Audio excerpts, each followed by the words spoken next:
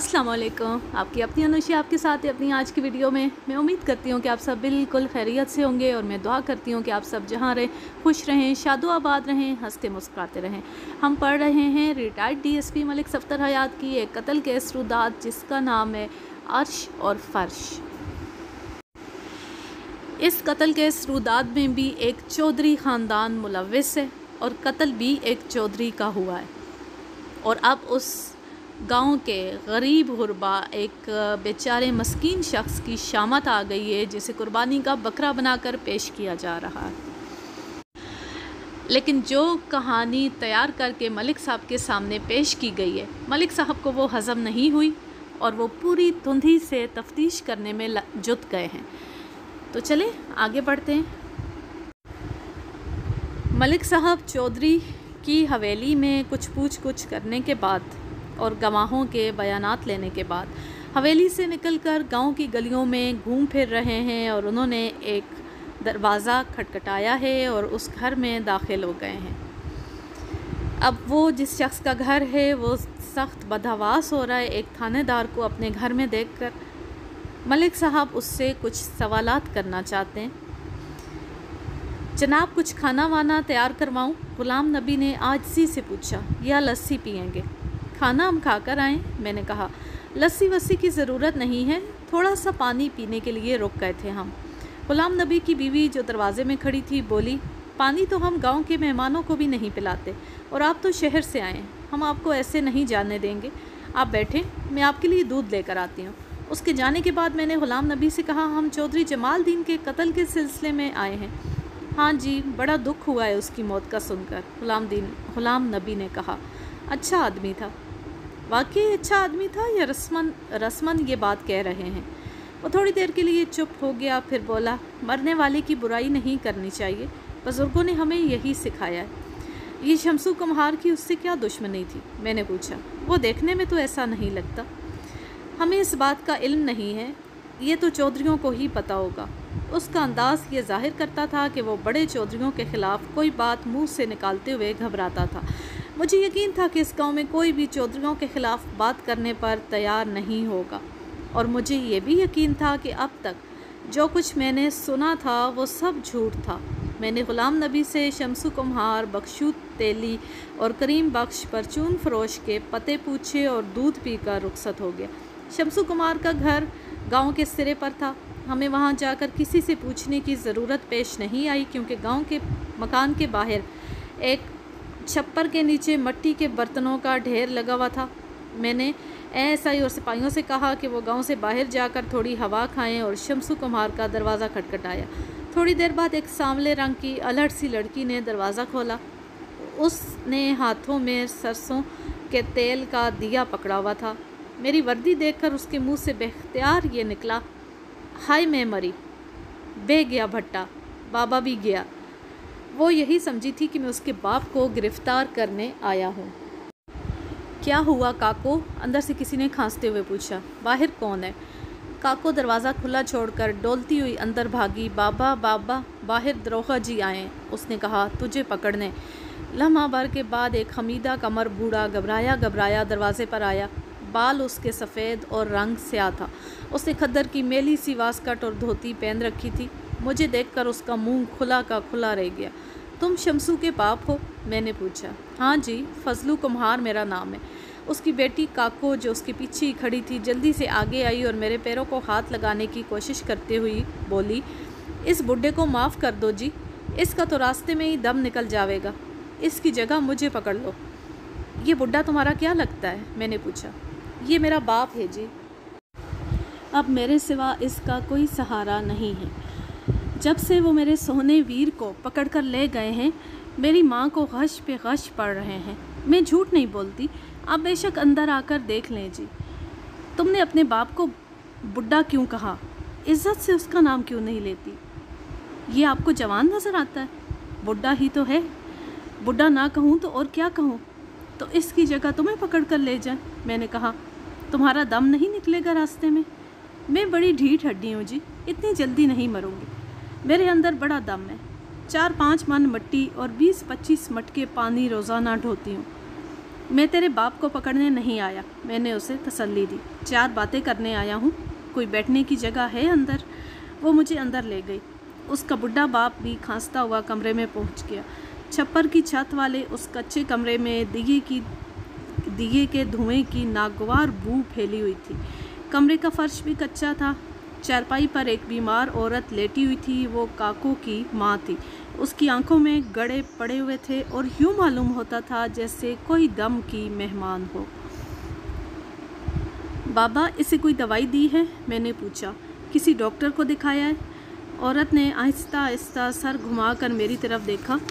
उसकी नीम मुर्दा आंखों में इल्तिजा सी पाई जाती थी। इसकी दवाई तो जी आपके पास है, काको ने कहा। जब से चौधरियों के आदमी शमसू को पकड़ कर ले गए हैं तब से ये बिस्तर पर पड़ी है।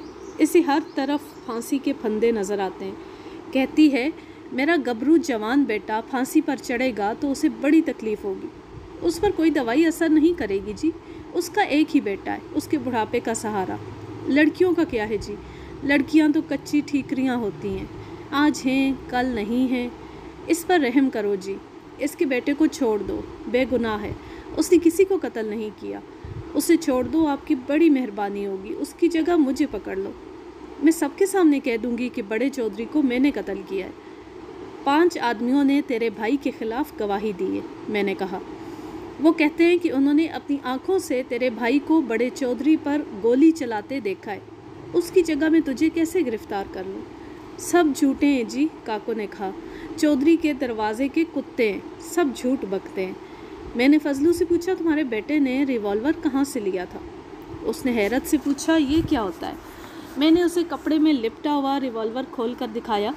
लोग कहते हैं कि तुम्हारे बेटे ने इस छोटी बंदूक से बड़े चौधरी को कत्ल किया है। क्या तुमने ये चीज़ पहले भी उसके पास देखी थी?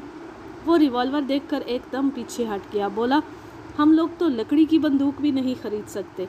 ये बंदूक शमसू की नहीं है, हमने कभी ऐसी कोई चीज़ उसके पास नहीं देखी। ये चौधरियों की होगी। उसके तो बाप ने भी कभी ऐसी चीज़ नहीं देखी। काको गहरी नज़रों से रिवॉल्वर का जायज़ा लेते हुए बोली, उसके पास कहाँ से आई? वो तो इसको पकड़ना भी नहीं जानता। यहाँ के लोग तो बलम और गंडासे से बंदा मारते, उनको इन वलायती चीज़ों का क्या पता। ऐसे हथियार तो चौधरी अपने कंधों पर लटकाए फिरते हैं। हम गरीब गुरबा क्या जाने ऐसी चीज़ों के मुतालिक। उसने डरते डरते हाथ आगे बढ़ाया और कहा, मैं इसे हाथ लगा लूँ जी? गोली तो नहीं चल जाएगी। उस ज़माने में फिंगरप्रिंट वगैरह नहीं लिए जाते थे और ना ही अदालत में उनकी कोई अहमियत समझी जाती थी, इसलिए मैंने काको को इजाज़त दे दी। सेफ्टी लीवर लॉक था और गोली चलने का कोई इम्कान नहीं था। उसने रिवॉल्वर को आहिस्ता आहिस्ता उठाया, हथेली पर रखा और चंद लम्हों तक उसे घूरती रही। फिर उसने अचानक उसे चूमा और वापस रख दिया। मैंने हैरत से उसकी तरफ देखा। ये क्या किया तुमने? इसे चूमा क्यों? ये बड़ी बरकत वाली चीज़ है जी, उसने कहा। इसने एक मूजी को ख़त्म किया है। मुझे ऐसी बंदूक मिल जाए तो सारे चौधरियों को ख़त्म कर दूँ। ये लोग गरीबों को ठुड्डे मारते हैं जी, धक्के देते हैं।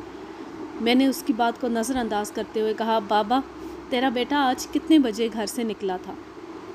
सरकार, हम गरीबों के पास घड़ी कहाँ, फजलू ने कहा। असर की अजानों से पहले मुरादा उसे बुलाने आया था। दोनों पुराने दोस्त हैं। शमसू उसके साथ निकल गया। मैंने कोई ख्याल नहीं किया। ये मुरादा कौन है? बख्शू तेली का बेटा है जी, काको ने कहा। चौधरियों की हवेली में मुलाजिम है। मैं समझ गया, वो मुराद बख्श तेली की बात कर रहे थी। यही वो लड़का है जिसने चौधरी करमदीन को बड़े चौधरी के कत्ल की खबर दी थी। लेकिन चौधरी करमदीन ने यह नहीं बताया था कि वो हवेली का मुलाजिम है। फिर क्या हुआ? मैंने पूछा। थोड़ी देर के बाद शमसू वापस आया और अपनी माँ के साथ कुछ खुसर पुसर करके वापस चला गया। मैं उधर छप्पर के नीचे काम कर रहा था, इसलिए मुझे नहीं पता कि उसने उसके साथ क्या बात की थी। उसके बाद वो वापस नहीं आया। तुम लोगों ने चौधरी के कत्ल की खबर कब सुनी थी? मैंने पूछा। शमसू के जाने से पहले या बाद में? चौधरी के कत्ल की खबर तो वही मुरादा लेकर आया था। उसने बताया था कि बड़ा चौधरी कत्ल हो गया है। फजलू, क्या तुम्हें यकीन है कि उससे पहले तुम्हारा बेटा घर से नहीं निकला था? हाँ जी, पक्का यकीन है। मैंने फजलू की बीवी से पूछा, शमसू ने वापस आकर तुम्हारे साथ क्या बात की थी? اس سوال کا جواب دینے میں پس و پیش کرنے لگی۔ میں نے محسوس کیا کہ اسے اپنے بیٹے کی بے گناہی کا اتنا یقین نہیں تھا جتنا کاکو اور فضلو کو تھا۔ میں نے تھوڑا سخت لہجہ اختیار کیا تو وہ کانپنے لگی۔ اس نے اپنے تکیے کے نیچے سے ایک پوٹلی نکال کر میری طرف بڑھائی اور اپنے سوکھے ہوئے ہاتھ جوڑتے ہوئے بولی، سو مولا پاک دی، مجھے کچھ نہیں پتا، شمسو مجھے یہ روپے دے گیا تھا، کہتا تھا کہ 2-4 دن کے بعد واپس آئے گا۔ میں نے پوٹلی کھول کر دیکھی، اس میں 100 کے نوٹ تھے۔ بڈھے فضلو اور اس کی بیٹی کی تو آنکھیں کھل گئیں۔ ہائے میں مر گئی۔ کاکو نے سینے پر ہاتھ مارا۔ اتنے سارے نوٹ یہ کہاں سے آئے؟ کہیں شمسو نے سچ مچ تو؟ اس نے اپنی بات ادھوری چھوڑ دی۔ میں نے نوٹ گنے، وہ پورے 5000 روپے تھے۔ اس زمانے میں 5000 میں اچھا خاصا پکا مکان بن جاتا تھا۔ جو خدشہ کاکو کے دل میں پیدا ہوا تھا وہی میرے دل میں بھی پیدا ہوا۔ کہیں شمسو نے اس رقم کے لیے تو چودھری کو قتل نہیں کیا تھا، لیکن گواہوں کے بیانات سے ایسی کوئی بات سامنے نہیں آئی تھی۔ انہوں نے یہی کہا تھا کہ شمسو فائر کر کے بھاگ کھڑا ہوا تھا۔ پھر اس کے گھر والوں کا یہ بیان تھا کہ شمسو کے گھر سے نکلنے سے پہلے انہیں چودھری کے قتل کی خبر مل گئی تھی۔ فضلو، تم تو کہتے ہو کہ تم لوگ لکڑی کی بندوق بھی نہیں خرید سکتے۔ یہ 5000 روپے شمسو کے پاس کہاں سے آئے؟ او نیک بخت، یہ کیا معاملہ ہے؟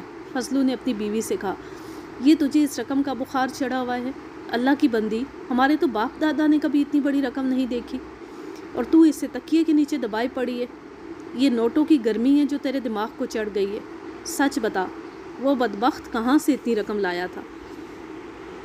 میں سچ کہتی ہوں، مجھے نہیں پتا۔ اس نے یہ رقم میرے حوالے کی اور 2-4 دن بعد واپس آنے کا کہہ کر نکل گیا۔ میں نے پوٹلی باندھتے ہوئے کہا، یہ رقم پولیس کی تحویل میں رہے گی، کسی سے اس کا ذکر نہ کرنا۔ کاکو للچائی نظروں سے پوٹلی کی طرف دیکھتے ہوئے بولی، ساری ہی لے جا رہے ہو جی؟ کیوں، آدھے تمہیں دے دوں؟ اس نے ایک ٹھنڈا سانس بھرا، بولی، ہماری ایسی قسمت کہاں جی، میں تو ایسی ہی پوچھ رہی تھی۔ میں اٹھا اور دروازے کی طرف بڑھتے ہوئے کہا، میں دوبارہ آؤں گا، کسی سے میرا ذکر نہیں کرنا۔ وہ جی، میرے ویر کو کب چھوڑ رہے ہو؟ کاکو میرے پیچھے دروازے تک آئی۔ میں نے اس کی بات کا کوئی جواب نہ دیا اور باہر نکل گیا۔ ایسائی اور سپاہی ایک کھیت کے کنارے بیٹھے ہوئے تھے۔ انہوں نے بتایا کہ تعاقب کرنے والے دیہاتی نوجوان وہاں کا چکر لگا کر واپس چلے گئے تھے۔ میں نے انہیں ساتھ لیا اور بخشو تیلی کے گھر پہنچ گیا۔ دروازہ بخشو نے کھولا اور ہمیں دیکھ کر پریشان سا ہو گیا۔ تمہارا بیٹا مراد بخش کہاں ہے؟ میں نے پوچھا۔ گھر میں ہی ہے، اس نے جواب دیا، ابھی حویلی سے آیا ہے، اسے باہر بھیجو۔ میں نے ذرا سخت لہجے میں کہا، ابھی بھیجتا ہوں سرکار، کیا اس سے کوئی غلطی ہو گئی ہے؟ وہ اندر گیا اور اپنے بیٹے کو ساتھ لے کر باہر آ گیا۔ اندر سے عورتوں کی گھبرائی آوازیں سنائی دینے لگی۔ مراد بخش اچھا صحت مند نوجوان تھا، بدن اس کا کثرتی معلوم ہوتا تھا۔ تم جا کر آرام کرو بخشو بابا، تمہارا بیٹا تھوڑی دیر میں واپس آ جائے گا۔ کیوں جی، بات کیا ہے؟ مراد بخش مضبوطی سے پیر جما کر ایک جگہ کھڑا ہو گیا۔ کیا آپ مجھے گرفتار کر رہے ہیں؟ ایسائی نے گدی کے پاس سے اس کا کالر پکڑا اور اسے آگے دھکیلتے ہوئے بولا، زیادہ پہلوانی دکھانے کی ضرورت نہیں ہے بچہ جمورا، زیادہ اکڑ شکڑ دکھاؤ گے تو گرفتار بھی کر لیں گے۔ ہمیں پتہ ہے کہ تمہارے اندر حویلی کی روٹیاں بول رہی ہیں، چلو آگے لگو۔ بابا تم جاؤ آرام کرو، ہم تمہارے بیٹے کو ابھی چھوڑ جائیں گے۔ ہم نے مراد بخش کو ساتھ لیا اور گاؤں سے باہر کھیتوں کی طرف چل پڑے۔ آسمان پر چاند نکل آیا تھا اور ہر طرف پیلی روشنی پھیل گئی تھی۔ کچھ دور جانے کے بعد میں نے ایک سپاہی کو کہا کہ واپس جا کر کریم بخش پرچون فروش کے بیٹے جیدے کو بلا لائے۔ ہم گاؤں سے باہر ایک کنویں کے پاس جا بیٹھے۔ مراد بخش، میں تم سے چند سوالات کرنا چاہتا ہوں، میں نے کہا، اگر صحیح جواب دے دو گے تو جلدی جان چھوٹ جائے گی، ورنہ جو کچھ ہوگا اس کی ذمہ داری تم پر ہوگی۔ پہلی بات تو یہ بتاؤ کہ چودھری کرم دین کو بڑے چودھری کے قتل کی اطلاع کس نے پہنچائی تھی؟ میں نے پہنچائی تھی، اس نے جواب دیا۔ مجھے پتہ چلا ہے کہ بڑے چودھری کے قتل کے بعد تم شمسو کمہار کو بلانے گئے تھے۔ جج جی، میں تو شمسو کے گھر نہیں گیا، ویسے تو وہ میرا دوست ہے، میں اس کے گھر جاتا رہتا ہوں، مگر آج میں اس کے گھر نہیں گیا۔ آپ بے شک چودھری صاحب سے پوچھ لیں۔ چودھری صاحب سے کیوں پوچھ لیں؟ کیا وہ ہر وقت تمہاری نگرانی کرتے رہتے ہیں؟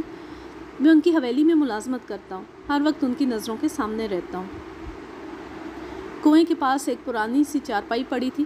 ایسائی اس کی پائنتی کی رسی نکال لایا، بولا، ملک صاحب اس طرح نہیں مانے گا، یہ تیلی کا بیٹا ہے، اسے کنویں میں 2-4 ڈبکیاں دینا پڑیں گی۔ اس نے میرے جواب کا انتظار کیے بغیر سپاہی کی مدد سے مراد بخش کے دونوں پیر باندھ دیے اور اسے گھسیٹتا ہوا کنویں کی منڈیر کے پاس لے گیا۔ اب بھی موقع ہے، اس نے کہا، سچ سچ سب کچھ بتا دو ورنہ کنویں میں الٹا لٹکا دوں گا۔ انہوں نے اسے واقعی کنویں میں لٹکانا شروع کر دیا۔ مراد بخش کنویں کی تاریکی دیکھ کر خوفزدہ ہو گیا اور سب کچھ بتانے پر تیار ہو گیا۔ احسائی نے اسے کنویں کی منڈیر کے ساتھ بٹھا دیا۔ میرے سوال کا جواب دیتے ہوئے مراد بخش نے کہا کہ وہ واقعی شمسو کمہار کو بلانے گیا تھا، اسے چودھری فضل الہی نے بھیجا تھا۔ بڑے چودھری کا اصل قاتل کون ہے؟ میں نے پوچھا، اور ان پر گولی کہاں چلائی گئی تھی؟ قاتل کے بارے میں کچھ نہیں جانتا جی، اس نے جواب دیا۔ گولی ان پر شاید پکے مکان میں چلائی گئی تھی، پہلے ان کی لاش اسی مکان میں تھی، پھر پتہ نہیں کیسے کھیتوں میں پہنچ گئی۔ میں نے اس کے پیر کھلوا دیے۔ اس کے بیان سے یہ بات ثابت ہو گئی تھی کہ شمسو کو قربانی کا بکرا بنایا گیا تھا۔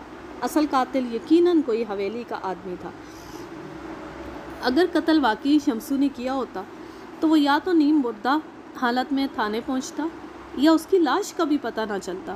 چودھریوں کے گنڈے اس کے مکان کو آگ لگا کر اس کے ماں باپ کو گاؤں بدر کر دیتے، لیکن ایسا کوئی کام نہیں ہوا تھا۔ اس نقطہ نظر کی روشنی میں 5,000 روپے کا مسئلہ بھی حل ہو جاتا تھا۔ غالباً یہ رقم اسے رشوت کے طور پر دی گئی تھی۔ مراد بخش ہاتھ جوڑ کر بولا، تھانے دار صاحب، چودھریوں کو اس بات کا پتہ نہ چلے ورنہ وہ مجھے قتل کر دیں گے، آپ کی بڑی مہربانی ہوگی۔ دیکھو برخوردار، زندگی اور موت خدا کے ہاتھ میں ہے۔ جو خدا پر توکل کرتا ہے خدا ضرور اس کی مدد کرتا ہے، مگر جو انسانوں کو انداتا بنا لیتا ہے خدا اس کی مدد نہیں کرتا۔ اگر تم خدا سے ڈرنے کے بجائے چودھریوں سے ڈرتے رہو گے تو وہ ضرور تمہیں قتل کر دیں گے۔ ایسی صورت میں بھی تمہاری کوئی مدد نہیں کر سکتا۔ میری تقریر سن کر اس کی پریشانی اور زیادہ ہو گئی۔ میں نے اسے تھوڑی سی تسلی دے کر فارغ کر دیا۔ جو سپاہی جیدے کو بلانے گیا تھا وہ تھوڑی دیر بعد اکیلا واپس آ گیا۔ اس نے بتایا کہ جیدہ حویلی گیا ہوا تھا۔ ہم گاؤں کی سنسان گلیوں میں سے ہوتے ہوئے واپس حویلی پہنچ گئے۔ وہاں تعزیت کے لیے آنے والوں کی تعداد پہلے سے زیادہ ہو گئی تھی۔ رات ہم نے وہیں حویلی میں گزاری اور اگلی صبح واپس شہر پہنچ گئے۔ جس حوالدار کے سپرد میں نے شمسو کو کیا تھا وہ بڑا خوش میرے پاس آیا، کہنے لگا، ملک صاحب آپ کے لیے خوشخبری ہے۔ اچھا، کیا میری ترقی کا آرڈر آ گیا؟ نہیں جناب، وہ 302 کے ملزم نے اقبال جرم کر لیا ہے، اس نے سب کچھ بک دیا ہے۔ مجھے اس کی بات سن کر ہنسی آ گئی۔ ہماری تفتیش اسے بے گناہ ثابت کر رہی تھی اور حوالدار کہہ رہا تھا کہ اس نے اقبال جرم کر لیا۔ یہاں پر میں اپنا تبصرہ تھوڑا سا شامل کروں گی۔ دیکھ لیں ہماری پولیس کی کارکردگی کہ وہ ایک بے گناہ سے بھی اقبال جرم کروا لیتے ہیں، اتنی مار پیٹ کرتے ہیں، ایسی اذیت دیتے ہیں اور ایسا بدترین تشدد کرتے ہیں کہ کسی بے گناہ کو بھی قتل کا کیس اپنے گلے میں ڈال لینا آسان لگتا ہے اور ان کی مار سہنا اور وہ اذیتیں سہنا اسے مشکل لگتا ہے۔ ہماری تفتیش اسے بے گناہ ثابت کر رہی تھی اور حوالدار کہہ رہا تھا کہ اس نے اقبال جرم کر لیا تھا۔ میں نے اس سے پوچھا، تم نے ملزم پر تشدد تو نہیں کیا؟ نہیں جناب، قسم لے لو جو ہاتھ بھی لگایا ہو، صرف 4 لتر اور 2-4 ٹھڈے مارے تھے، اسے بلا کر پوچھ لیں۔ میں نے اسی وقت شمسو کو اپنے کمرے میں بلوایا اور بغور اس کا جائزہ لیا۔ اس کے جسم پر تشدد کا کوئی نشان نظر نہیں آتا تھا۔ شمسو، تمہیں کسی نے مارا تو نہیں؟ میں نے پوچھا۔ اسے خوفزدہ نظروں سے حوالدار کی طرف دیکھا، پھر بولا، نہیں سرکار، کسی نے نہیں مارا۔ میں نے ڈانٹ کر کہا، جھوٹ بولتے ہو، یہ حوالدار تو کہتا ہے کہ اس نے تمہیں مارا ہے۔ تو پھر مارا ہوگا سرکار، اس نے عاجزی سے کہا، مجھے یاد نہیں رہا۔ تم نے بڑے چودھری کو کس چیز سے قتل کیا تھا؟ وہ جی، پستول سے قتل کیا تھا، اس نے بڑے آرام سے اقرار کیا۔ اس ریوالور کو پہچانتے ہو؟ میں نے اسے مقتول کے قریب پایا جانے والا ریوالور دکھایا۔ اس نے نفی میں سر ہلایا، نہیں جی، میں نے اسے پہلے کبھی نہیں دیکھا۔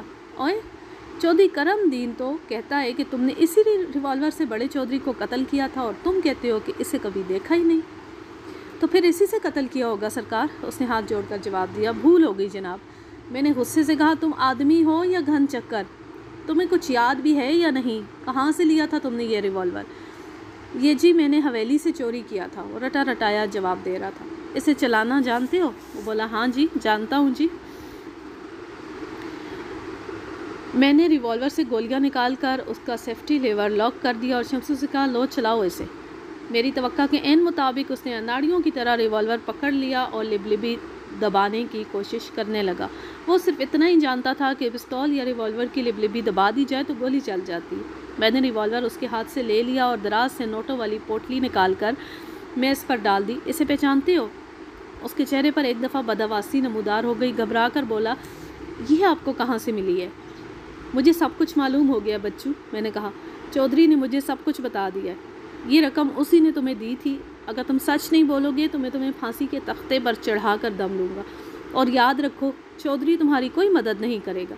उसने तो तुम्हें उल्लू बनाया है। सच बताओ, असल हकीकत क्या है? मेरी बातों का उस पर खातिर खा असर हुआ। वो घबरा कर बोला, मैं बिल्कुल बेगुनाह हूँ जी। मैंने बड़े चौधरी साहब को कत्ल नहीं किया। मुझे कुछ पता नहीं है जी, मुझे तो पिस्तौल भी चलाना नहीं आता। सारा किस्सा सही सही बताओ, मैंने उसे डांट कर कहा, वरना मैं तुम्हारे जिस्म पर शहद मल कर तुम्हें मक्खियों के छत्ते से बांध दूंगा। ये रकम तुम्हें किसने दी थी और क्या कहा था? वहाँ पर जी सारे ही चौधरी मौजूद थे। चौधरी करमदीन ने कहा, अगर मैं बड़े चौधरी के कत्ल का इल्ज़ाम अपने सर ले लूँ तो वो मुझे 10,000 रुपये देंगे। 5,000 पहले और 5,000 बाद में। बाद में क्या मतलब? मैंने पूछा। फांसी पाने के बाद? नहीं जी, उन्होंने वादा किया था कि वो तगड़ा वकील करके मुझे छुड़ा लेंगे, लेकिन अगर मैंने इनकार किया तो वो मेरी बहन को अगवा करके गुंडों के हवाले कर देंगे। वो रोने लगा। सरकार, मैं मजबूर हो गया था, मुझ पर रहम करें। ये बातचीत कहाँ हुई थी? उधर पक्के मकान में जी। बड़े चौधरी साहब की लाश भी उधर ही पड़ी थी। इसका मतलब ये था कि कातिल कोई घर का आदमी था जिसे बचाने के लिए सारा ड्रामा खेला जा रहा था। मैंने शमसू को दोबारा हवालात में बंद कर दिया और गवाहों की आमद का इंतज़ार करने लगा। आज के लिए बस इतना ही। ये रुदात मुझे बहुत सनसनीखेज़ लग रही है और बहुत दिलचस्प। चौधरियों ने बहुत ही अनाड़ी तरीके से, बहुत बेवकूफ़ी से इस मसले को हल करने की कोशिश की है और कत्ल का इल्ज़ाम एक बेगुनाह पर डाला है और इस तरह के हालात बना दिए हैं कि मलिक साहब के लिए तफ्तीश करना बहुत आसान हो गया है। अब तक की कहानी से ये तो खुलकर सामने आ गया है कि ये लड़का बिल्कुल बेकसूर है, बेगुनाह है और असल कत्ल चौधरी फैमिली के ही किसी बंदे ने किया है। अब देखते हैं कि मलिक साहब कैसे असल कातिल तक पहुंचते हैं। इसके लिए करते हैं अगले पार्ट का इंतज़ार। अब मैं लेती हूँ आपसे इजाज़त। जहाँ रहें खुश रहें, शादो आबाद रहें, हंसते मुस्कुराते रहें। अल्लाह हाफिज़, अल्लाह निगहबान।